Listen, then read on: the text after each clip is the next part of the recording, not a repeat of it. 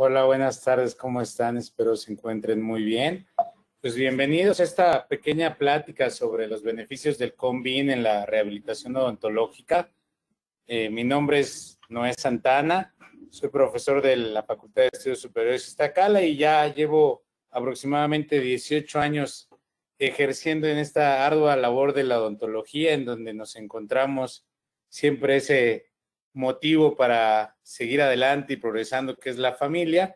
Y pues muchos amigos, ¿no? Amigos con los que te encuentras en congresos, en cursos, en seguirte capacitando y seguirte preparando, y te encuentras personas de casas comerciales como es Cabo y Ormco, que pues te ayudan a seguir progresando, ¿no? Un fuerte saludo para todos ellos.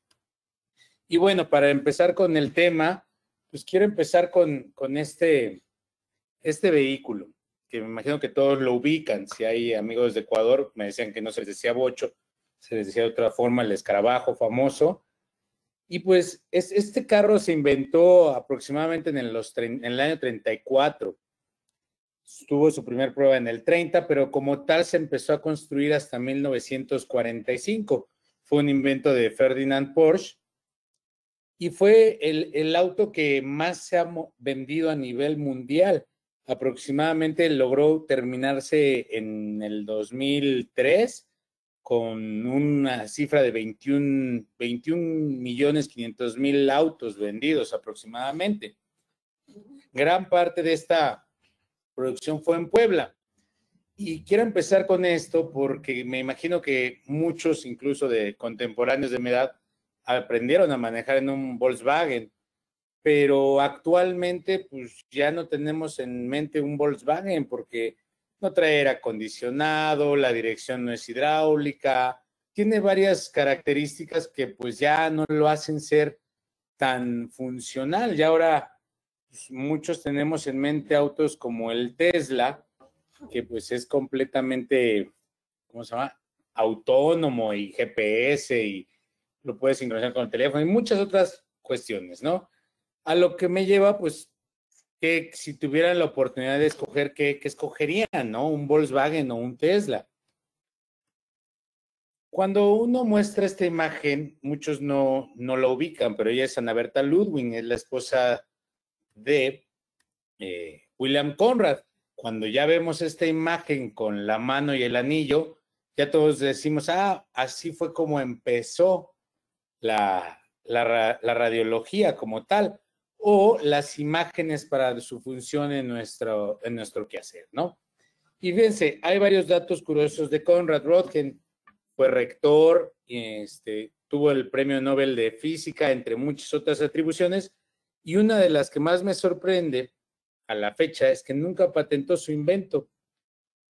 Fue compartido para todo el mundo. Obviamente, el premio incluso que ganó por el premio económico que ganó de su premio Nobel lo donó a su universidad. Eso te habla de la característica de persona o el compromiso que tenía con la investigación, ¿no? De ahí, pues, para no ahondar tanto, me voy a saltar hasta Gottfried Hounsfield, que muchos lo conocen por su clasificación de densidades, que junto con Alan McLeod obtuvieron el Premio Nobel de Medicina porque empezaron a progresar, a empezar a cambiar lo que es el concepto de la imagenología. Si en esta fecha pudiéramos invitar al doctor Röntgen a un congreso y le enseñáramos esta imagen, la cual nos habla de una tomografía en la cual podemos obtener el ancho, el alto, lo profundo, ¿qué nos diría? ¿Qué pensaría?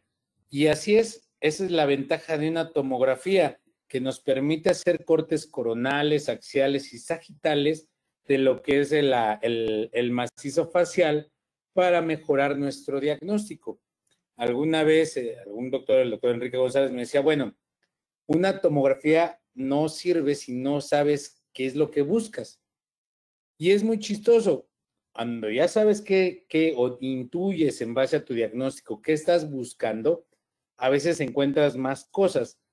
Entonces, este tipo de imágenes, aquí hice una toma de mi mano para emular, no es de mi esposa, nada, es mi mano. y me sorprende que puedes ver el anillo. Obviamente esos destellos, esa dureza del haz de cono, pues nos impide ver ciertos datos, pero sí nos ayuda a medir en una escala 1 a 1 todo lo que tenemos, ¿no? Y bueno, cuando usamos la tomografía, lo primero que se recomienda es qué es lo que quiero hacer, como para qué estoy mandando una tomografía. La estoy mandando para hacer un diagnóstico general, la estoy mandando para hacer un diagnóstico de un tercer molar, la estoy mandando para hacer una guía quirúrgica para implantes, va a ser de un solo segmento la guía quirúrgica o va a ser de arcada completa. Entonces, a partir de eso, pues nosotros veremos el tamaño del campo de visión que queremos, ¿no? En donde vamos a tener diferentes calidades o diferentes resoluciones dependiendo el equipo con el que dispongamos o cómo programemos el equipo. En este caso, una de las más generales es la del campo de visión de 9x14, en donde podemos incluso obtener una muy buena imagen, en donde el tamaño de voxel, que es la unidad del volmétrica, para ver todo esto, es de 250 micras. Entonces, bastante bueno, ¿no? Y en cambio, a mí me decían, es que yo quiero ver una endodoncia, evaluar una endodoncia para ver si extraigo el diente y coloco un implante. Bueno, pues aquí yo te recomendaría a lo mejor 2 tomografías, ¿no? Dependiendo qué es lo que quieras. Ya a partir de eso irás seleccionando tus campos de visión. Puede ser de 5x5, 6x9, 9x11, 9x14, ¿no? Otros equipos como el 3D Pro te ofrecen 5x5 también, 6x8, 8x8. Entonces, dependiendo la calidad o lo que quieran. Normalmente, como les decía, en el mayor campo de visión se recomienda pues para cirugía maxilofacial, ortodoncia, diagnósticos del ATM, traumatismo dental y pues, algunas veces para otorrinolaringología.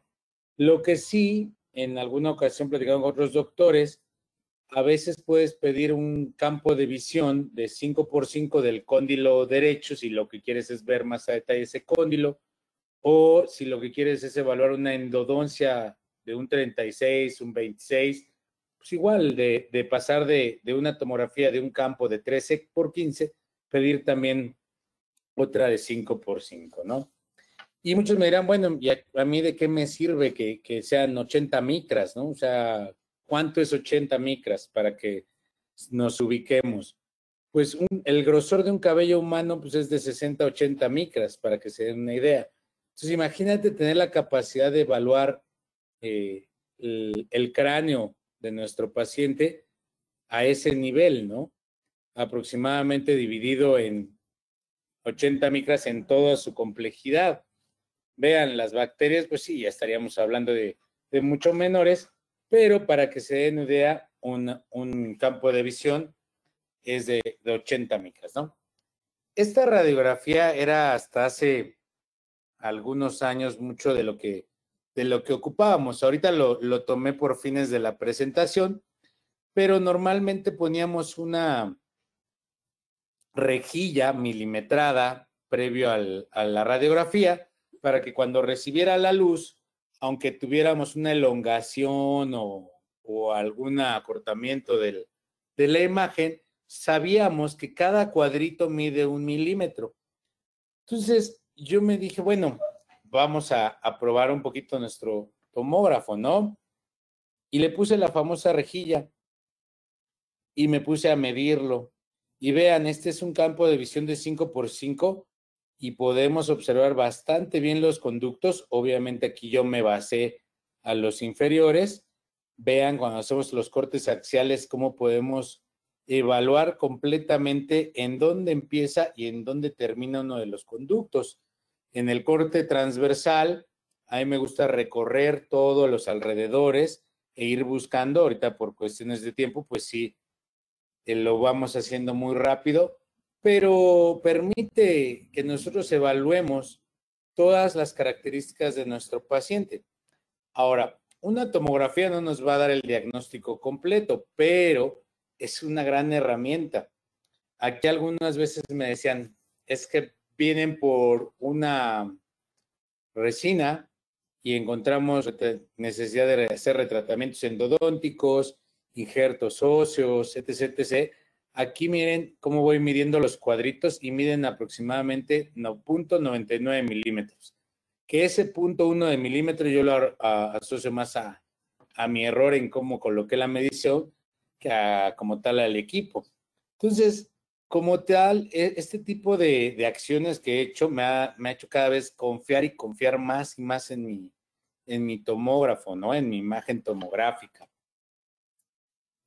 En implantología, yo considero que en implantología existen 7 etapas. La primera es cuando conocemos a nuestro paciente, escuchamos sus necesidades,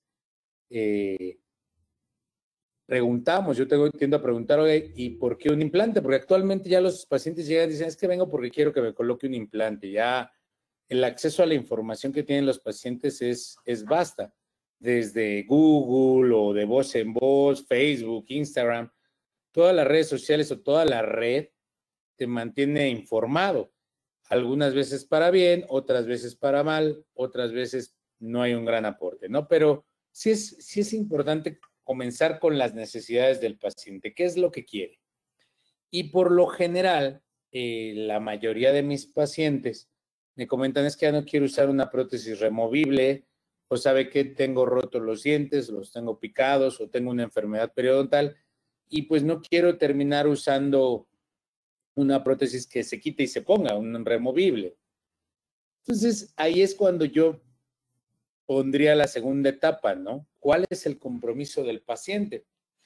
Porque, pues, para llegar a las etapas de necesitar un implante, por lo general el paciente tuvo que haber cursado o por un traumatismo o por un descuido de su higiene. Entonces, si fue por un traumatismo, no me preocupo tanto la higiene, pero si es por la higiene, me tengo que preocupar porque así como perdió su diente, también va a perder mi implante a un plazo, pues no muy grande, ¿no? Ya que platico con el paciente, ya que comento de sus compromisos, ya que incluso le hablo de tiempos, cuántos son los tiempos que tenemos que esperar a veces para una integración, para una regeneración o para una sanación del periodonto, pues pasamos a la etapa de diagnóstico, en donde la tomografía es parte de un expediente que se empieza a armar del paciente. De inicio necesitamos tomografía, una historia clínica, fotos, modelos, algunas veces ya el pedir unos modelos de yeso o hacer una toma de impresión también ya es parte obsoleta, lo seguiría metiendo en el lado del pasado, ya se hace un escaneo y a partir de todo ese diagnóstico y ver la viabilidad de colocar implantes o incluso alguna regeneración ósea en nuestro paciente, pasamos a la cuarta etapa que vendría siendo la etapa de planeación, en donde a nuestro paciente, gracias a los recursos digitales, podemos mostrarles todo lo que es nuestra planeación, qué vamos a hacer, qué vamos a quitar, qué vamos a poner, qué vamos a necesitar. Y una de las contraseñas, bueno, no las contraseñas, de la virtud que yo le veo a la tomografía, es algo que siempre les digo a mis pacientes, no necesitan ser dentistas para entenderme. Antes me sucedía que les mostraba la radiografía, una panorámica, una lateral, una periapical, y me decían, pero sí, pero eso ¿de dónde es? Y algunos me decían, ¿y a poco ese sí soy yo?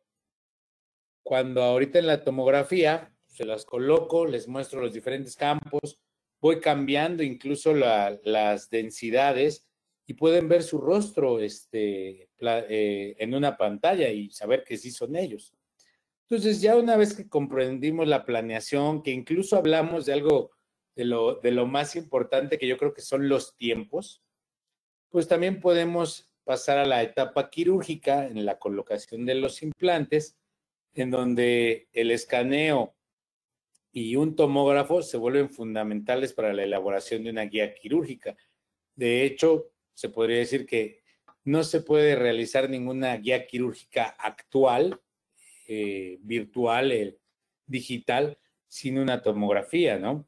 Antes nosotros hablábamos de guías quirúrgicas y ¿cómo la quieres? ¿Permisiva, restrictiva? Puedes hacer un mapeo óseo, diferentes técnicas de mapeo óseo, y no quiero decir que eso estuviera mal, o sea, es válido, pero si a mí me preguntas actualmente qué prefieres, hacer una guía quirúrgica en un software o hacer una guía quirúrgica en modelos de yeso, pues creo que la respuesta es más que obvia. Ya una vez superada la fase quirúrgica, pues pasaremos a la fase protésica, que que estuvo contemplada en la planeación, o que incluso, como les mostré en uno de los casos de aquí, puede estar contemplada para que mi paciente ya no tenga ese problemita de me quitaron el diente y no me dejaron nada. O sea, podemos cumplir con bastante sobra las necesidades del paciente, ¿no? Y la última, la más difícil, la fase de mantenimiento. Algunos pacientes colocamos los implantes y sienten también que no los volvemos a ver hasta dentro de 3, 4, 5 o más años. Es responsabilidad del odontólogo mantenerse en contacto con esos pacientes para seguir su evolución, atender su prótesis y que tengan buena higiene, ¿no? Alternativas, muchas, ¿no? En el mercado. Aquí a mí me preguntan, cada que me preguntan cuál es el mejor implante, pues digo, pues con el que trabajo. ¿Por qué? Porque me acomodo, me ha dado resultados y todo. Y uno de los que ocupamos es el implante Lactive de Nobel, que para mí entra como cuchillo en mantequilla. Es muy predictible, su rehabilitación protésica es buena. Y digo, esa parte de lo que hemos trabajado. Entonces les decía, cuando hablamos de necesidades del paciente, pues es entender por qué quiere un implante. Hablar de costos con los pacientes previos a empezar a hacer planeaciones y todo. Quizás no unos costos definidos, pero sí unos costos reales para que también comprendan cómo va a ser todo este procedimiento. Explicarles que existen otras alternativas que a lo mejor desde el punto de vista para algunos sean mejores. Yo no creo que exista ahorita alguna alternativa mejor que no desgastar dientes adyacentes, por ejemplo, en el caso de la prostodoncia fija, o colocar algo removible como la prostodoncia total o la prostodoncia parcial removible. Algo que sí es muy importante y que yo a través de los tiempos he notado con mis pacientes es el tema del tiempo, porque por lo general no todos mis pacientes cuentan con el tiempo suficiente como para el reposo o como para dejar de trabajar. Entonces, cuando yo les comento que antes hacíamos una cirugía en donde tendríamos que hacer colgajos amplios, etc., etc., en comparación de generar una guía quirúrgica que me permita hacer una cirugía flapless o sin necesidad de hacer un colgajo extenso, y que aparte yo pueda colocar esos implantes y ya tener lista una prótesis provisional, pues para ellos mucho mejor. Y es muy fácil, digo, cuando hablemos de sistemas All on 4, All on 6, All on 8, el que ustedes más trabajen. Antes normalmente hacíamos colgajos de espesores amplios, ¿no? Cuando ahora ya en base a una guía quirúrgica podemos reducir mucho esa invasión en el paciente y por tanto esa parte del tiempo, ¿no? Les comentaba, ¿no? Los compromisos del paciente. ¿Cuál es el tiempo del procedimiento que nos vamos a tardar? Porque algunas veces los pacientes dicen, bueno, llego y en media hora ya terminó, ¿no, doc? No, pues cálmate, mira, el proceso es así, así asado. Si aparte algunos de nuestros pacientes ya de algunas edades ya son polifarmacias, ya toman otros medicamentos, pues tenemos que hacer algún tiempo de coagulación, toma de glucosa, tensión, todo lo propio de cualquier procedimiento quirúrgico, ¿no? Otro rubro que yo diría importante y más por lo que hacemos, pues son las formas en que van a pagar, ¿no? ¿Cómo vamos a organizar eso con nuestro paciente? Y aquí pues entra la experiencia de cada odontólogo. Hay quien me dice, no, yo le cobro todo desde el principio y pum, bye. Hay quien cobra, dice, por avance. Yo cobro lo primero lo que hago y conforme voy avanzando, voy trabajando. Como sea la forma que ustedes hagan, digo, debemos de tenerlo en cuenta, ¿no? Y pues el tiempo de reposo, si va a existir algún tiempo de reposo, porque ahorita estamos hablando de implantes que tenemos el hueso suficiente, con nuestra guía quirúrgica podemos hacer una cirugía flapless, pero no siempre es así. Algunas veces, a pesar de nuestra guía quirúrgica, tenemos que hacer algún procedimiento en donde requiramos un colgajo, alguna membrana, algún injerto, algún biomaterial, y por tanto nuestro paciente va a requerir de un tiempo de reposo, de una dieta, de un medicamento. Entonces, todo eso es importante hablarlo con el paciente para el que él se comprometa con el tratamiento. Tengo pacientes que se fumaban una cajetilla al día. De inicio, ¿qué crees? No vas a poder fumar después del procedimiento. Algunos acceden, algunos dicen no, no te creo y no me lo hago, y ya dependerá.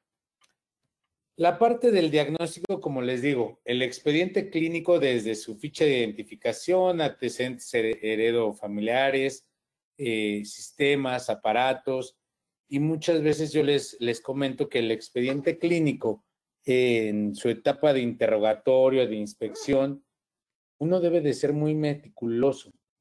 Con el tiempo, pues te vas volviendo más colmilludito y ya le vas siguiendo el hilo como en Twitter, ¿no? De que, es hipertenso, ok, controlado, no controlado, desde cuándo, ha tenido algún evento, qué tanto visita con su cardiólogo, toda esa parte comprende el diagnóstico médico que no lo podemos hacer de lado, sobre todo cuando hablamos de implantes. Las fotografías, pues digo, la ventaja es que ya son digitales, ya no es como en mi época que usamos nuestro rollito, y pues podemos tomar las que queramos, ¿no? O sea, las que sean necesarias para el paciente. Como les decía, yo conozco todavía en algunas situaciones en donde en base a un mapeo óseo con algún calibrador o elaborado con alguna guía, pues se toma todo esto. Ya actualmente yo les diría, pues ya para qué hacer eso, ¿no? Si tenemos al alcance una tomografía. Y la tomografía pues nos va a permitir hacer un diagnóstico de nuestros pacientes más exacto. Por ahí escuchaba a alguien que me decía, bueno, el mejor cirujano no es el que opera más, sino el que sabe cuándo no operar. Y eso creo que es muy importante cuando hablamos de la colocación de cualquier tratamiento en odontología, más aún en implantes. Este caso, por ejemplo, fue un caso que me remitieron, que cuando tomo la tomografía, yo veo, me dice, es que a mí me colocaron 2 implantes en la zona del 43 y del 46, se rechazaron, doc, pero los otros 2 que me pusieron en la parte superior izquierda, sin problemas, y me saca una panorámica. Ok, o sea, si tú ves la panorámica y ves por donde está mi cursor, podrías decir, bueno, se encuentran a lo mejor en una buena posición. Cuando ya solicito yo la tomografía, pues la verdad, estos defectos óseos de la parte inferior derecha pasaron a segundo plano. También me fijé en algunas partes y creo que como que el primer implante del premolar quedó un poquito fuera de la cortical, ¿no? Que lo pueden ver aquí en el corte seccional. Entonces, dices, Chihuahua, oiga, y quería que le cambiara esta corona, ¿no? Porque el color no le gustó, ¿no? Pues, ¿sabe qué? Ni la cambio ni nada. O sea, usted lo que necesita es que cambiemos de posición ese implante, hacer un retiro del implante y volverlo a colocar en otra zona. Y es curioso porque te dan toda la historia. Yo fui, me pusieron estos, me esperé los 6 meses, etc, etc. Y a la fecha, algunas personas, porque saben que también rehabilitamos esos implantes, dicen, es que yo ya me puse el implante, ya llevo 1 año, ya llevo 2 años, ya está integrado, colóqueme la carga. Oye, no, me necesito una tomografía para verificar tu implante. No, pero es que ya está bien. Mira, aquí traigo una panorámica. No, ya una panorámica para mí no es suficiente porque tenemos el recurso de un implante. Y pues yo me acuerdo mucho de los refranes, ¿no? Antes decían, tanto peca el que mata a la vaca como el que le agarra la pata, ¿no? Entonces, yo les comento, miren, Imagínese que usted está en el borde del precipicio porque ahí lo dejó el dentista pasado. Yo nomás llegaría a darle el empujoncito si pongo una rehabilitación sobre esto. Ahora, una gran parte de lo que tenemos que pensar en odontología es en longevidad. Sí, obviamente contar con el compromiso del paciente, ¿no? Pero enfocar gran parte de nuestra consulta a la prevención. Yo les digo, bueno, es que si se pone un implante, haga de cuenta que está firmando matrimonio conmigo. Puede ser de esas esposas que a los 6 meses te va a decir, oye, ¿sabes qué? Tienes que venir a que te haga una limpieza.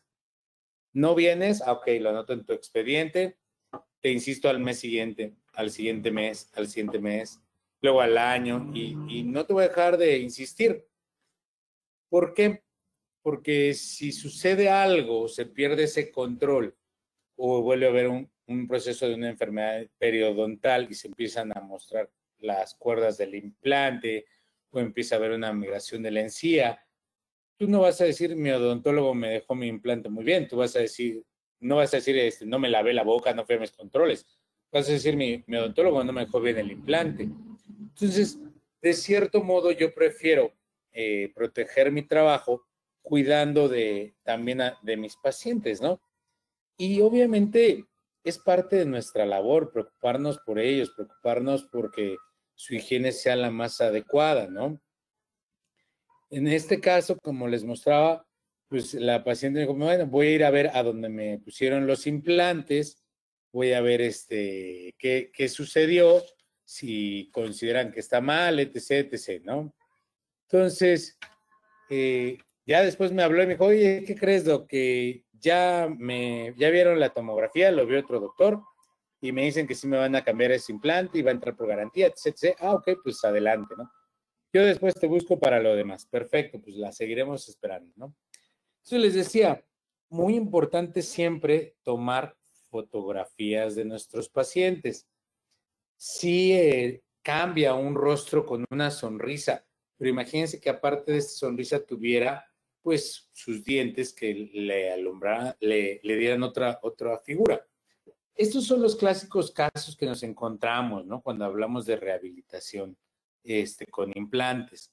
Personas que se han cansado de usar prostodoncias totales toda la vida o removibles, pero que no solo nos presentan un maxilar déntulo, sino que también en algunas de sus piezas que todavía tienen, algunos de sus órganos que aún tienen, pues restauraciones ya con una longevidad grande, mal ajustadas, ya rotas, o incluso una marcada pérdida de la dimensión vertical, ¿no? Con algunas erosiones o algunos desgastes. Como les digo, empezamos siempre por el análisis para poder proceder al diagnóstico previo a haber tenido ya una revisión de la salud general de esta paciente. Y empezamos, ya desde que empezamos a analizar los modelos, digo, es más que obvio la pérdida de dimensión, empezamos a pensar en lo que es el encerado diagnóstico, que a la vez ese mismo encerado diagnóstico nos funcionará para nosotros empezar a generar la planeación de este maxilar, que como les digo, ya me dice, bueno, y lo escaneaste el modelo de yeso, no, ya pedí la digitalización, ya este es el escaneo completo. Entonces, yo les decía, normalmente reviso la tomografía en lo más que puedo. De hecho, por ejemplo, estuve revisando un libro del doctor Primitivo Rioj, se llamaba Odontología Slow. A mí me llamó mucho la atención el título, ¿no? ¿Por qué odontología slow? Entonces dije, chihuahua, si yo trabajo rápido, ¿no? Procuro trabajar rápido para tener mayor número de consultas, etc.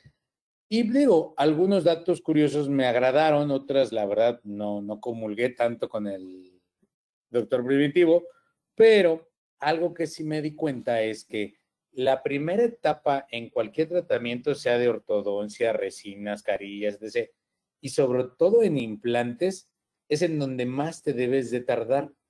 Decían algunas veces los carpinteros, mide 2 veces para cortar solo una. yo te diría aquí lo mismo, mide 2, 3, 4 veces las que sean necesarias, ¿no? Entonces, no nada más es el elaborar esta tomografía e ir revisando la calidad de hueso de nuestro paciente, ¿no? Es, ¿qué voy a hacer? Porque actualmente, pues ya el concepto de poner los implantes en donde haya hueso ya es obsoleto. Ya el diseño o la planeación protésica es la que nos va a ir diciendo dónde vamos a querer colocar esos implantes. Obviamente, algunos me dirán, no, pero si es maxilar atrófico, un All-on-4, el multi-unit, el etc, etc, sí. Pero primero yo debo de saber, este paciente que pareciera que es clase 3, ¿hacia dónde lo quiero llevar? ¿Cómo voy a recuperar esa dimensión vertical? ¿Existe alguna parafunción o por qué esa mandíbula se ve tan proyectada hacia la zona anterior? Y pues bueno, esta es la ventana que normalmente nos da el visor de on demand, en donde vienen los 3 planos, desde el axial, el coronal, el axial y el coronal, ¿no? El 3D. Y yo me gusta, si ustedes se van fijando en la parte inferior izquierda de su pantalla, dice una R, empezar a revisar todo lo que es la panorámica, desde cóndilos y todo, de izquierda a derecha, de regreso y vuelvo a ir. Y si se van fijando en la parte superior, ya desde ahí nuestro paciente nos va dando un esbozo o una panorámica de lo que contiene de su hueso, ¿no? Ya veo que en el segmento anterior de verdad hay una atrofia grande. Entonces, ya empiezo a planear en mi mente, a empezar a hacer el diagnóstico, a decir, bueno, ¿y qué puedo hacer? Pues bueno, la virtud o la ventaja de todos estos tipos de estudios es que nos permiten, como les decía, empezar a colocar lo que son los dientes, ¿no? Empezar a pensar, ¿sabes qué? ¿Cómo voy a poner mis implantes? ¿Qué voy a hacer? Por lo general, no conozco un paciente que diga, sí, le pago todo, póngamelos ya hoy mismo, sin ver, sin saber, sin nada. La mayoría de ellos nos piden, bueno, ¿y qué se puede hacer, doctor? Pues mire, yo ya puedo en una tomografía seleccionar la marca del implante que yo ocupo, ver, yo normalmente parto de una medida aleatoria en general con diámetros delgados o medianos y empiezo a colocarlos, no tan arbitrariamente, sino en donde, en base a las características de mi paciente, a mí me gustaría colocar implantes. A mí en general, sí, cuando hay necesidad, hacemos uso del All-on-4, pero en particular me gusta más un All-on-6, en donde pongo los primeros pilares a nivel de los primeros molares, los otros a nivel de los caninos, y los otros dos en los centrales, entre 11 y 21, para poder hacer mi arcada completa. Como ustedes mismos van viendo en la esquina superior derecha, pues ya desde que yo voy colocando mi implante, me voy dando una idea que la cantidad o el grosor óseo no va a ser el ideal para lo que yo quiero hacer. Entonces, de inicio, en mi mente, ya empiezan a existir diferentes alternativas de tratamiento, desde a lo mejor monoimplantes para mi paciente y una sobredentadura, o implantes con aditamentos tipo locator o esféricos para una sobredentadura, o el usar algún injerto óseo y una membrana y hacer una regeneración en el segmento anterior. Entonces, aquí yo no puedo decirles a ustedes como odontólogos qué plan de tratamiento seleccionar o que siempre va a ser ese. Nosotros dependemos mucho primero que nada, de las características biológicas de nuestro paciente, ¿no? Dependiendo qué son las características biológicas, pues ya nosotros podremos ofrecer diferentes alternativas, ¿no? Y después de eso, pues también hablar de los tiempos, ¿no? porque no es lo mismo que yo haga una regeneración del segmento anterior con alguna membrana, con algunas tachuelas, a que solamente ponga aditamentos esféricos en 4 implantes y una sobredentadura. La evolución no es la misma. Como les digo, ustedes si ven del lado derecho, vean cómo yo ya voy posicionando los implantes en donde me gustaría. En algún punto ahorita lo vamos a ampliar y se van a dar cuenta que la ventaja de estos softwares es que incluso ya nos traen como una zona, le llamamos de seguridad, la cual nos dice cuando estamos, por ejemplo, en la mandíbula, que qué tan próximos estamos de algún nervio dentario, por ejemplo, o sobre todo nos dice de cuánto es el requerimiento del grosor óseo de esa zona en donde vamos a colocar el implante. Entonces, yo ya empiezo a hacer toda mi planeación, empiezo a mostrarle al paciente en dónde irían. Y como les digo, los pacientes al ver este tipo de imagen, al explicarle esto es como si hiciera una rebanada de tu boca, al decirle, mira, esta marquito me dice el grosor mínimo que necesito para yo colocar un implante en tu boca. Empiezan a entender, empiezan a comprender su situación, su caso, y que no va a ser nada más como que me pones un implante y ya, como en otros, ¿no? Porque muchas veces también esa expectativa la traen por otras fuentes, como les digo, a veces el vecino, a veces otra persona. A mí me encanta en este sentido porque yo puedo ir verificando que mi implante se encuentre justo en el centro del reborde alveolar. Puedo hacer un corte seccional y ver que desde la parte más superior del implante hasta la parte más inferior se encuentra en hueso.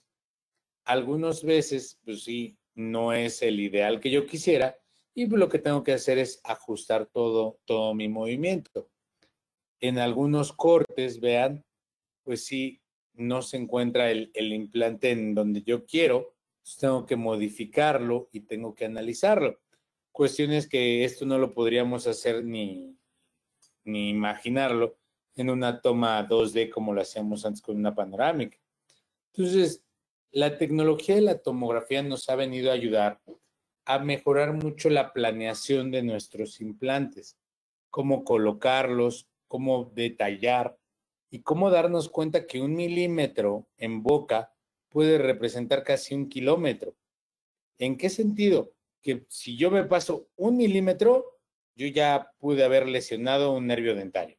Si yo me paso 1 milímetro, ya pude haber perforado una membrana de Snyder o un seno maxilar. Si yo me paso 1 milímetro, ya no va a embonar lo que yo pensaba de una prótesis.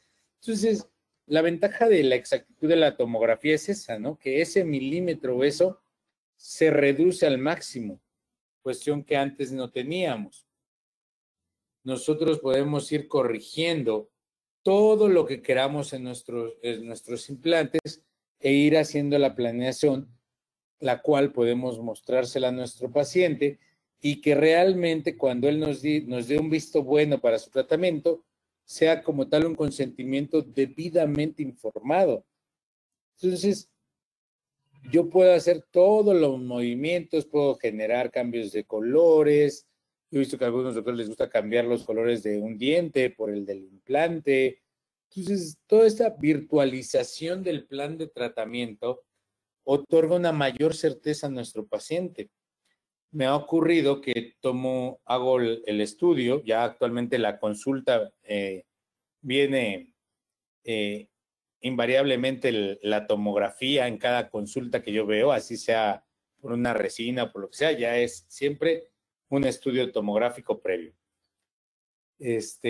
Cuando yo hago diagnósticos, me sorprendo a veces que luego los pacientes me dicen, oiga, doctor, es que yo nomás venía por una resina. Oye, pues sí, pero mira, tienes un supernumerario, en esta zona te puedo colocar el implante, te hago la virtualización, etcétera, etcétera, etcétera.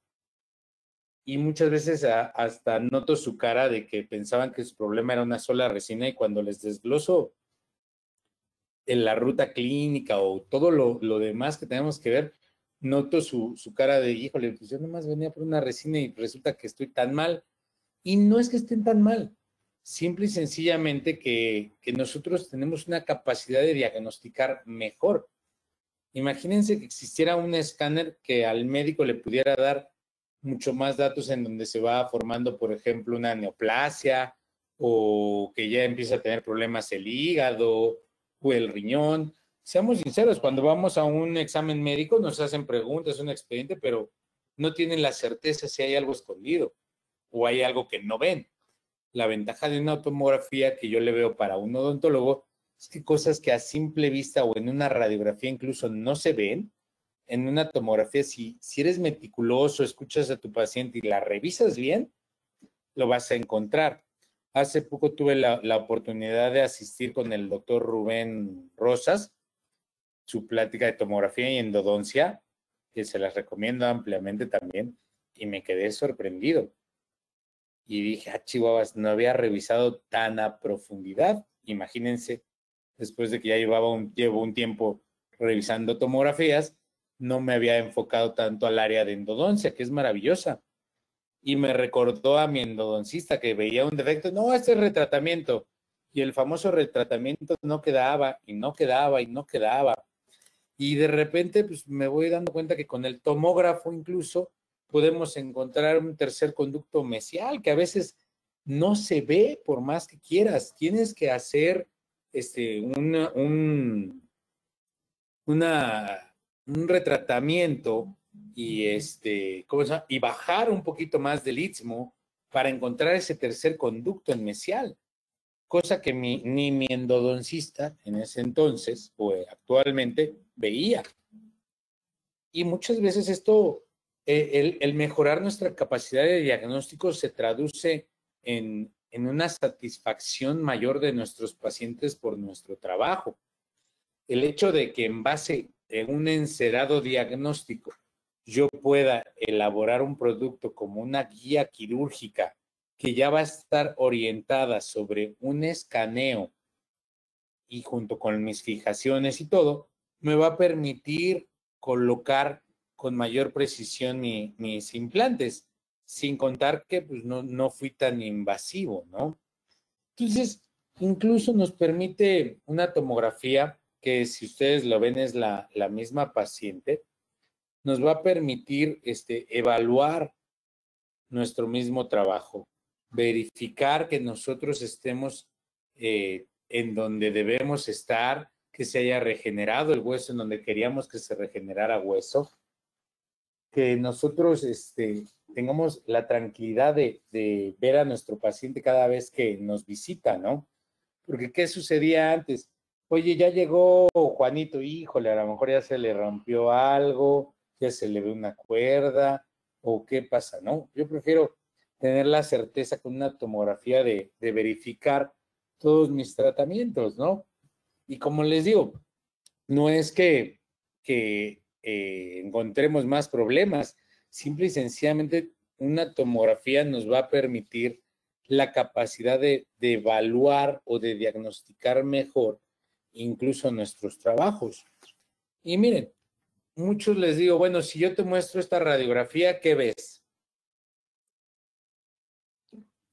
Y automáticamente todos ven la fractura, pero porque es muy evidente. Hay veces que hay fracturas que no son tan evidentes y que incluso esas fracturas permiten la migración a una zona del ápice del diente y por tanto un tratamiento de endodoncia no es viable. Y me daba risa cuando coincidí con el doctor Rubén porque me decía, es que yo no hago una endodoncia si no tengo una tomografía previa. Y por ahí en la plática como que muchos se quedan, ay, ¿a poco? Pues sí, yo también les digo, sabes que hay veces que no veo ciertas cosas de los pacientes si no les tomo una tomografía, ¿no? ¿Por qué? Porque nuestro deber sí obviamente es cumplir con las normas de ALARA, ¿no? Y no radiar tanto al paciente y lo mínimo que sea disponible. Pero también, pues, necesitamos lo suficiente como para elaborar nuestro diagnóstico. Ahora, muchos de los mitos que digo, no lo voy a repetir, pero muchos dicen, es que una tomografía es demasiada radiación. Híjole, Ahí es cuando me acuerdo de mis amigos los endodoncistas que ya tomaron por lo menos 4 tomografías con el colimador pegado en el pecho y a veces ni mandil se ponían o no se ponen. O recuerdo muchos doctores que decían, llegaba el paciente y lo primero que solicitaban era, tómale una serie periapical. No sabían ni a qué venía el paciente, pero tomábamos una serie periapical. La cantidad de radiación es mayor. Entonces, si a mí me preguntan, pues, yo prefiero una tomografía y de todos modos a lo mejor una periapical con un radiovisógrafo o una radiografía de fosfato para ir verificando, ¿no? Y pues sí, hay muchas, esto en otra de las pláticas anteriores había mostrado este caso. Muchas veces el retiramos, regeneramos, vamos revisando nuestras regeneraciones, vamos checando eso con tiempos con nuestro paciente y llegamos a la conclusión a veces donde nos encontramos fracturas que, por ejemplo, esta que puse es más que evidente y justamente para que la puedan ubicar, hay veces que no es tan sencillo, no la encontramos, tenemos que tomar una tomografía, quizá no una de un campo de visión amplio, sino quizás una de 5x5, modificar nuestros grosores, etcétera, etcétera, para poder localizar esa fractura, ¿no? Y este es el plano que ustedes siempre tienen, siempre lo van a encontrar ahí. Y les digo, a mí me encanta ir checando tanto desde el corte transversal como el corte axial, de arriba a abajo, de un lado a otro, y verificar lo hecho y lo que vamos a hacer, ¿no? Ya una vez elaborado todo eso, les digo, viene la parte de planeación, más que obvia la fractura, difícil o imposible el retratamiento. Y hay muchas alternativas. De las primeras que yo empecé a usar, antes era el famoso Nobel Clinician, ahora es el DTX Studio, pero siempre me gustó.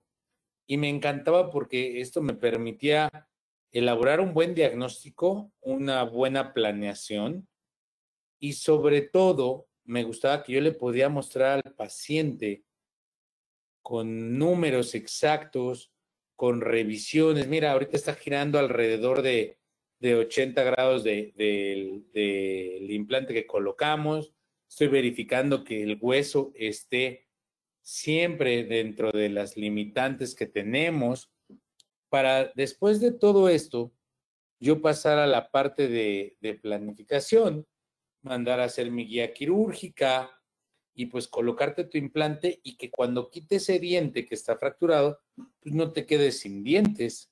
Entonces, todas estas partes son muy importantes. Digo, vamos dándoles la forma o el tratamiento en base a como ustedes quieran. Yo en este caso corté un poquito más aquí para poder ir protegiendo la parte inicial del antagonista. Retiramos la primera parte fracturada. Aquí se alcanza a notar el ápice que todavía quedaba. Puedes colocar tu guía quirúrgica, o en este caso yo coloqué la guía quirúrgica, hice mi primer fresado o mi primer drill, para después con un elevador muy delgado retirar, seccionar a la mitad de ese ápice y sacarlo, ¿no? Algunos ocupan una herramienta que te ayuda apoyándote de las caras oclusales para elevar ese ápice. Por así que eso ya sería otro tema y sería dependiendo de la pericia de cada operador, de cada uno de los participantes. Les decía, Nobel Active, me gustó mucho la practicidad, la facilidad que nos da para colocarlo, para recolocarlo, por si quedamos mal. Y pues bueno, ya sabemos todos cómo planear el relleno del gap y la provisionalización, ¿no? Entonces les decía, hay casos como el primero que les mostré, en donde pues la verdad, como hice una regeneración, la paciente duró otros 6 mesecitos más o menos con su prostodoncia, pero ya tenía los implantes colocados. Entonces, ya nada más pasamos el tiempo de integración, destapamos, colocamos y rehabilitamos, ¿no? En este caso, por ser un caso en donde la cantidad ósea era suficiente, ser una zona anterior o un segmento comprometido, pues sí, es importante la provisionalización, ¿no? no caeré en mucho detalle, cada quien ocupa los materiales como quiere. A mí en particular me gusta mucho usar la resina fluida, este es un microbrush cortado para no tapar mi chimenea, y algún diente de acrílico prefabricado, ¿no? Entonces, nuestro paciente no se queda sin diente, empezamos a manejar el perfil del paciente y pues sobre todo pensar en cómo vamos a regenerar todo esto, ¿no? Seguimos ocupando radiografías, sí, para nuestros controles o a veces para que nos dan un poquito de orientación de cómo vamos terminando todo esto, pero la tomografía siempre nos va a arrojar la verdad de nuestro tratamiento, ¿no? Cuánto, si coincide el implante con lo que yo puse, que si tengo la zona de seguridad necesaria de hueso, como para que este implante tenga éxito. Todo eso nos lo va a ir arrojando la tomografía, ¿no? Entonces, desde mi punto de vista, los beneficios de la tomografía en la implantología van desde la capacidad de diagnosticar. Y algunas veces yo les digo, por ejemplo, algo que luego le decía a un asistente a un endodoncista, no, pues a usted le gustó mandarle puros implantes al doctor Noé, y pues resulta que no, más bien él diagnosticaba muy bien cuándo podía hacer unos retratamientos, cuándo no, o cuándo si era un paciente candidato para una endodoncia y cuándo no. Cuestión que con una radiografía periapical se volvía muy complejo o a veces no lo notaban los endodoncistas por no meterme en otras áreas beneficiadas con el uso de un tomógrafo. Y pues como yo les decía, ¿no? Actualmente un Volkswagen Sedán, pues creo que ya los tienen más por nostalgia, por colección, porque fue el primer carro que tuvieron, que por el hecho de usarlo, ¿no? Porque ya es un carro fuera de nuestros tiempos. Entonces, yo sí les quiero empezar a decir que la radiografía en un momento, ¿quién va a ocupar radiografías? Empezando porque, bueno, ya quién ocupa películas radiográficas. En algún tiempo se va a volver como los rollos de las cámaras fotográficas. Quién va a encontrar unas películas cuando ya puedo tener un radiovisógrafo o a mí que me encantan las placas de fosfato que se meten en un escáner y te las digitaliza? Ya para qué me ensucio, para qué me mancho la ropa, para qué me tardo. Recuerdo todavía a veces, ¿para qué hago corajes? Y muchos dicen, ¿por qué hacía corajes, doctor? Porque luego tomaba la radiografía, estabas en el proceso de la colocación del implante, la dabas al asistente, el asistente iba y la velaba. O, no, o la dejaba mucho tiempo en el revelador y la quemaba, o la dejaba poco tiempo y no se veía nada.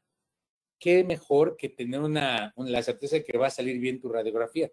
Solo preocuparte porque la posición de la que la pusiste estés bien y no haya un corte de cono o esté fuera de foco, ¿no? Entonces, todos estos beneficios nos los da la tomografía. Antes, pues, aunque yo diría no existía un dolo, ¿no? O sea, no, de la parte del odontólogo tratante no existía ¿cómo le diré? Esa mala fe o como decían algunos de los pacientes, es que él no lo vio. No, realmente a veces hasta con radiografías en 2D no veíamos ciertos problemas que ahora la tomografía nos permite ver. Y no dudo que en algunos años este tipo de estudios van a ir evolucionando y evolucionando y evolucionando y a la vez se van a volver más accesibles y más accesibles para todos nosotros los odontólogos, ¿no? Porque a lo mejor me dicen, bueno, doctor, pues no tenemos bocho, pero pues, ¿a poco usted trae un Tesla? No, tampoco, pero ya muchos de los carros traen mucha tecnología pues, muy distinta al Volkswagen, ¿no? Al carro austero. Entonces yo te diría, quizás invertir en un tomógrafo en el consultorio pudiera ser un buen plan de trabajo, porque te brinda la capacidad de diagnosticar mejor a tus pacientes y aparte de diagnosticar mejor, pues obviamente la implementación de la corrección de esos diagnósticos, ya sea ortodoncia, supernumerarios, caries, dientes fracturados e implantes. Entonces, los beneficios del tomógrafo no solo son para la colocación de implantes, son en general para la odontología. No concibo ya ahorita colocar un implante y lograr obtener estos resultados sin el uso de una tomografía o sin el uso de una guía quirúrgica, ¿no? Y pues bueno, no sé si existe alguna duda o alguna pregunta sobre los beneficios o los alcances de la tomografía, ¿no? O del uso de un tomógrafo. Hola doctor, muy buenas tardes. Muchísimas gracias por esta conferencia nutritiva. Y bueno, le voy a leer uno de los saludos. Tenemos saludos de Tlaxcala, Chiapas, Chihuahua, Ecuador, Monterrey, Ecuador. Guadalajara Monterrey. también. Y Doc, tenemos acá una pregunta. Le dice, ¿qué piensa usted de la carga inmediata? Bueno, fíjate que nos fuimos ahorita un poquito rápido, es una plática breve, pero la misma tomografía nos ayuda a identificar las densidades y en base a esas densidades, pues nosotros planificar si hacemos una carga inmediata o no. Entonces, yo sí hago carga inmediata, por ejemplo, en el caso final hicimos una carga inmediata, pero el hecho, el hueso y la característica del paciente no lo permitían. No siempre se nos permite. Entonces, aquí era lo que yo les comentaba, ¿no? En esa parte de planeación, hablar con el paciente. Porque también les decía, a mí llegan pacientes que me dicen, es que vi en una red social, en la que ustedes quieran manden, que entraba sin dientes y salía ya con los dientes casi, casi de porcelana. Oye, pues biológicamente no es viable por las durezas, por tus características, por esto, por el otro. Entonces, el tener una tomografía que le muestre al paciente el por qué sí y el por qué no, de una forma tan sencilla que no necesita ser odontólogo, pues yo creo que es mucho mejor, ¿no? Les decía, ha habido ocasiones que me dicen los pacientes, es que yo quiero carga inmediata. Oye, no, mira, por esta situación, permite que regeneremos, que se integre y después damos la carga porque tienes este defecto y hay que regenerar, bla, bla, bla.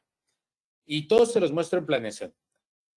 Van a otros lugares e incluso yo siempre les entrego su tomografía por si quieren alguna segunda, tercera o cuarta opinión.